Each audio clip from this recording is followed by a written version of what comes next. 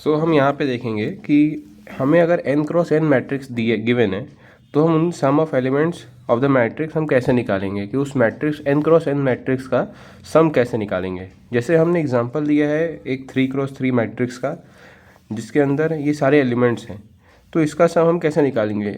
हम अगर नॉर्मली देखेंगे, अगर 3 क्रॉस 3 का है तो हम इसको ऐसे भी ऐड कर सकते हैं कि a11 plus a12 plus a13 plus a21 a plus a22 plus a23 plus a31 a32 plus a33।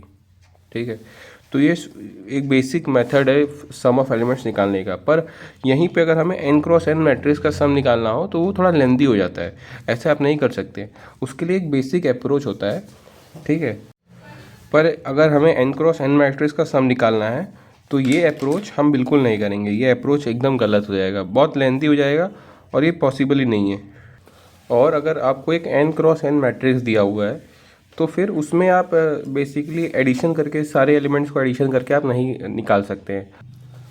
सो मान लीजिए क्वेश्चन गिवन है कि एक n cross n matrix A is defined as, ये उसका डेफिनेशन है, और फाइंड पूछ रहा है कि find the sum of all elements, जिसमें कि वो जो सारे एलिमेंट्स है उसके, जैसे A11 है A12 है, वो ऐसा नहीं कि गिवन है, वो डिफाइंड है पहले से ही कि मतलब वो यहाँ पे कौन सा एलिमेंट होगा। जैसे ये i प्लस जे है, i मतलब हो गया आपका रो, j मतलब हो गया कॉलम। सो i प्लस जे मतलब यहाँ पे आपका जो वैल्यू आएगी एलिमेंट का वो होगा i प्लस जे, यानी 1 + 1, यानी यहाँ पे एलिमेंट आपका 2 आ गया। जैसे इसकी जगह पे आपका एलिमेंट 2 आ जाएगा, ठीक है। अब वहीं पे इसकी जगह पे 1 + i प्लस जे यानी 1 + 2 यानी 3 आ जाएगा। ऐसे ही मतलब ये सारे एलिमेंट्स गिवन नहीं है, ये डिफाइंड है, ऐसे डेफिनेशन यहाँ पे दी हुई है, ठीक। तो तब पूछता है कि find the sum of all elements, ठीक है। तो हम इसको एग्जाम्पल के थ्रू समझते हैं। जैसे ये n क्रॉस n का है तो उसका भी हम बताएंगे, पहले हम 3 क्रॉस 3 का देखते हैं। तो यहाँ पे आपको एक 3 क्रॉस 3 का मैट्रिक्स दिया हुआ है, तो इसके अंदर देखिए इसके भी सारे एलिमेंट्स जो भी हैं वो डिफाइंड है, क्या है i प्लस जे। A11 क्या हो जाएगा है, यहाँ i प्लस जे है तो 1 1 की जगह यहाँ पे आ जाएगा पर 2, i प्लस यानी 1 + 1 2, ठीक। अब इसकी जगह क्या आ जाएगा i प्लस, ये भी सारे एलिमेंट डिफाइंड है तो i प्लस जे इसकी जगह आ जाएगा आपका 3, इसकी जगह आपका आ जाएगा 4, ठीक।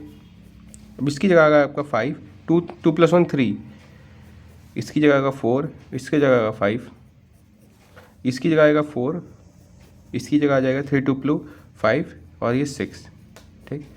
तो एलिमेंट्स यहाँ पे आपको ऐसे ही डिफाइंड मिलेंगे, आपको गिवन नहीं रहेंगे क्वेश्चन में, ऐसे ही आपको एक क्वेश्चन मिलेगा और इसी पैटर्न पे हम क्वेश्चन अभी सॉल्व करने वाले हैं। जो भी हम आगे क्वेश्चन सॉल्व करेंगे हमारा यही पैटर्न रहेगा, बस यहाँ पे डेफिनेशन चेंज होती रहेगी, ठीक है।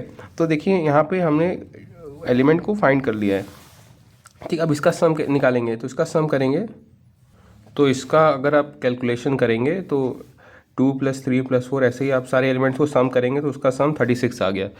तो ये 3 क्रॉस 3 है, इसलिए आप ऐसे सॉल्व कर सकते हैं, पर इससे भी बेटर मेथड होता है सॉल्व करने का, डायरेक्ट फार्मूला बेस्ड होता है वो। तो वो हम नेक्स्ट वीडियो में सीखेंगे कि हम जो भी क्वेश्चन करेंगे वो इसी पे डेफिनेशन पे रहेगा। बस यहाँ पे जो डिफाइंड है, जो मैट्रिक्स की डेफिनेशन है i प्लस जे, यहाँ पे चेंज होती रहेगी, या i - जे हो जाएगा, या सिर्फ i होगा, या सिर्फ j हो जाएगा।